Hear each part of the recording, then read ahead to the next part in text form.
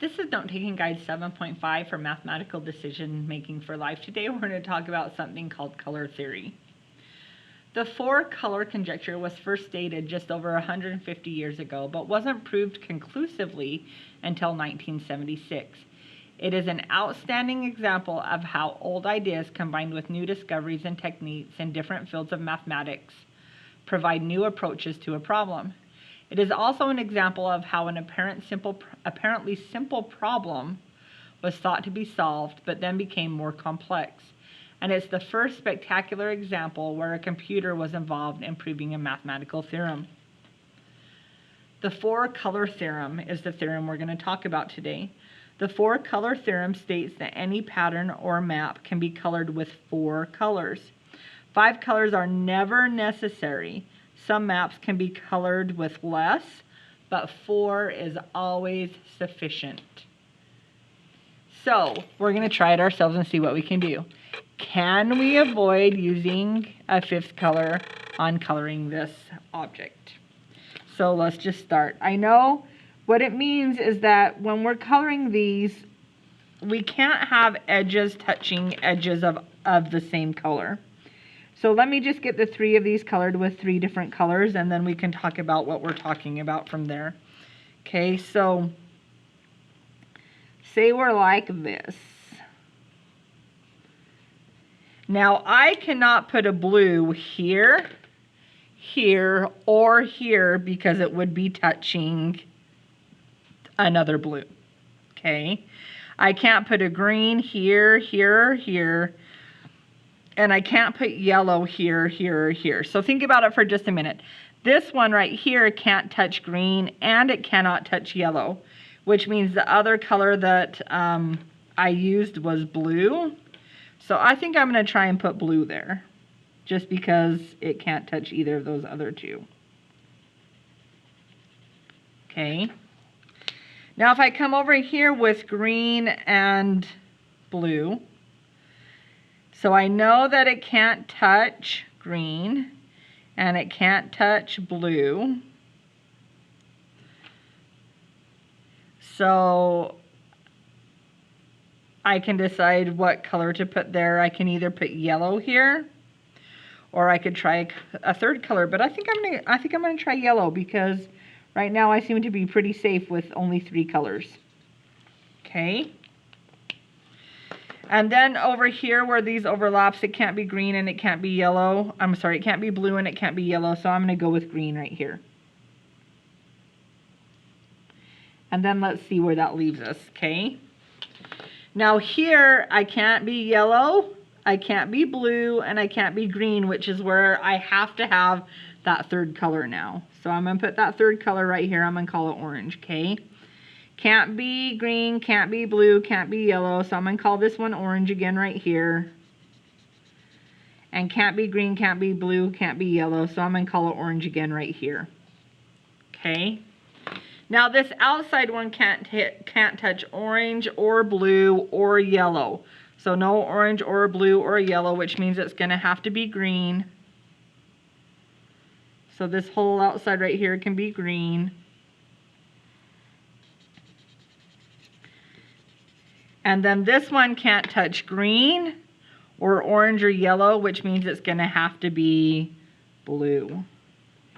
So that seemed to work, you guys. I only needed 4 colors to make that work. So 4 colors, done. Okay, that's what it says here. Now you guys, this example right here is really hard for you guys to see because you can't see with the original colors that it was colored in the first place. But what it says is, even though you can't see that these are colored different colors, how does coloring maps relate to graph theory?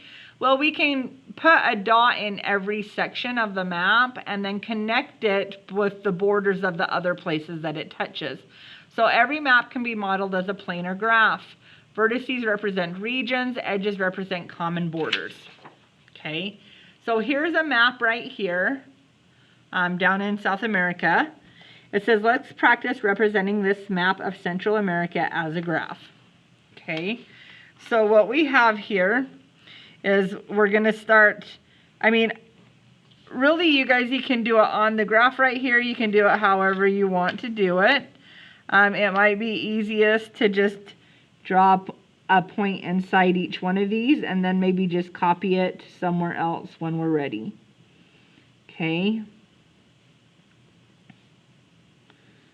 Okay, so Guatemala touches Belize, it touches Honduras, and it touches El Salvador. So we have to touch it to everything.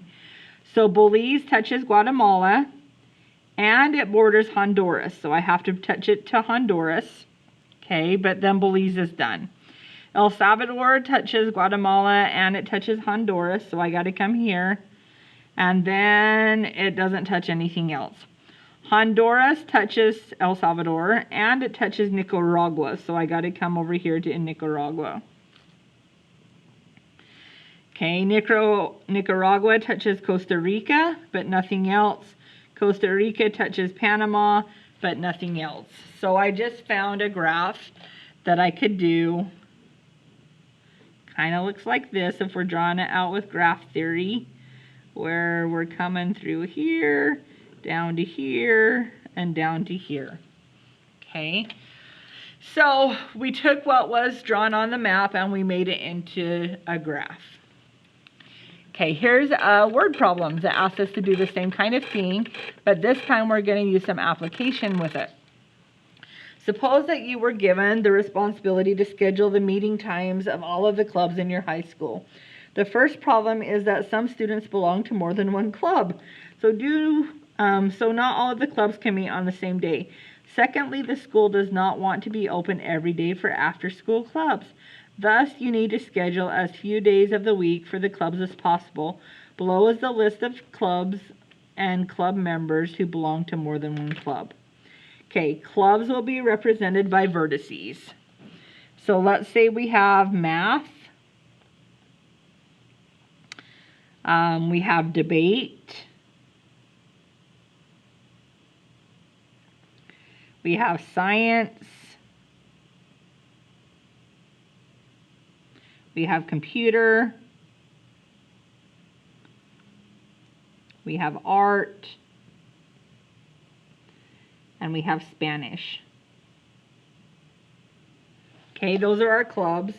And now we're going to connect our pieces together. So math club, we're just going to have to look for overlaps. So Dana, she is also in debate club, which means math has to be connected to debate. So I took care of Dana here. And Dana, that looks like the only clubs that she's in, math and debate. So those had to be connected. Okay. So let's go and do Dell. Dell is in math club. So he's also in science club. So we have to connect to science. And Dell is also in art club. So math has to connect to art. And math has to also connect to Spanish. Now, you guys, I also have to go back and connect the other clubs together. So, for instance, math connected with, because we're still working on Dell here. So, math connected to science, which it did. Science had to connect to math, but science is also going to have to connect to art because he's in both of those. So, science has to connect to art. So, like that. So, now let's see if we took care of Dell. Dell's in math and art and science. So math and art and science all have to be connected. Math has to be connected to art. Math has to be connected to science. Okay, so I think we did that. The reason we didn't have to worry about that with Dana is she was only in 2 clubs and connecting them connected them together. Okay. We also have to do Spanish club for Dell. So math has to go to Spanish, which we have it going to Spanish. But Spanish will also have to go to art. Spanish will also have to go to science. And Spanish will also have to go to math, which it does now. So we have that one all figured out now. Okay. Now let's go to the next one. Christy is in math. I'm going to go boxes this time. Math has to be connected to debate. So math has to go to debate, which it already does. Okay. Debate has to go to math, which it already does. Okay. Math is going to have to go to computer for Christy, which means computer also has to go to debate. So computer also has to go to debate, which we just took care of that. Okay. Any other Christies? No, I think we got them. All right, Travis is next. So let's do Travis. Travis is in debate. So debate has to be connected to computer. So debate to computer, it already is, so we're good. And then Rachel's in art club, so she doesn't matter too much. She's just in art right here. Okay, no other Rachels, right? Oh, sorry, there is another Rachel. Here's Rachel in computer, and here's Rachel in art. So computer and art have to be connected. So just like that. So how am I going to decide which days I can schedule which things? Well, I have to go and I have to see what numbers on the vertices are helping me figure out here. So on Spanish, Spanish can't be on the same day as math or science or art. But Spanish could be on the same day as debate. Or Spanish could be on the same day as computers. Okay, so now you just have to write out a schedule of how many, which classes you want to put on which day.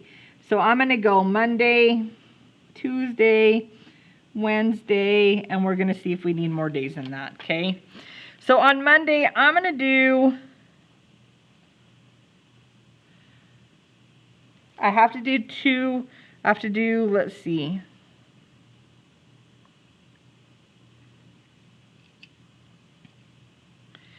Well, let's just start with Spanish and go Spanish by itself. Let's do Spanish on Monday. Spanish is not directly connected to computers, so we can go Spanish and computers on Monday. And that takes care of those two classes. Okay. I could do science and debate on a day together because they're not directly connected, which means nobody's in those two classes at the same time. So I've done Spanish. So what am I left with? Art and math. So art is directly connected to math, so they would overlap. But could I put art on a different day? Let's see. Art doesn't go to debate.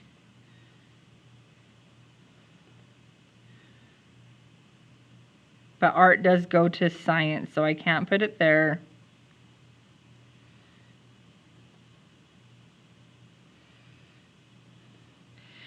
So we can put, so let's, art can't be with Spanish, it can't be with math, it could be with debate, but it can't be with science and it can't be with computers. So let's do art club here by itself. And then we just need to add on math.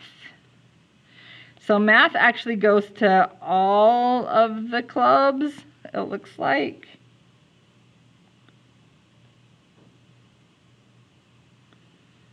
So it's going to have to be on a day all by itself. So we're going to add Thursday on there and put on math. So I think they have to have 4 days where they're doing that. Maybe you can see a better way, and if you can, you guys let me know, because like I said, this is kind of difficult to see with your drawing, so kind of just put it together and see what you think. Maybe you can find a better way to schedule. I might have missed something, but I just wanted to let you know how to do it. So you're kind of just looking at where those vertices go to, okay? The next one, a baseball tournament in Las Vegas has 6 teams participating. Every team is to play 3 games, each against a different team.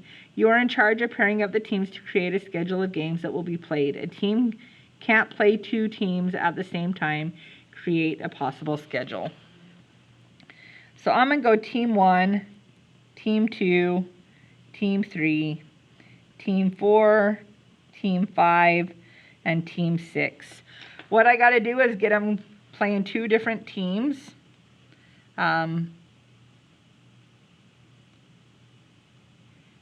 Without repeating. So maybe I can go team 1 plays team 4.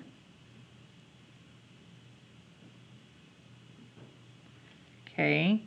And I could do team 1 plays team 5. Let's just do that. So that also already gives me that team 4 plays team 1. So I don't have to do it the opposite direction. Do you know what I'm saying? Team 4 plays team 1 already. So team 4 only has to go to one more spot. So maybe we should go team 4 to team 6. Just so that he gets to a different spot. So he already has 2 teams he's going to. He already has 2 teams he's going to. So now we got to do team 5 to a second team. So team 5 is already going to team 1. So maybe we can go team 5 and team 2. So team 5 and team 2. Because each one can only go to 2 vertices. So team 2 gets to go to one more person. So let's go team 2 and team 3 just to do that. Because now he's got 2 vertices he's going to. Now team 3 already goes to team 2. So we got to go to team 6 because team 6 needs another vertice. So team 3 with team 6. So here we have 2 vertices, here we have 2 vertices, here we I'm sorry, 2 edges I should be saying. Here I have 2 edges, here I have 2 edges, and here I have 2 edges. So every team gets to play 2 teams. Nobody's repeating at the same time. So there I go. That's my pairs. Okay, so that's today's note-taking guide. Thanks for watching, you guys. Good luck with your homework. If you have any questions, come find me.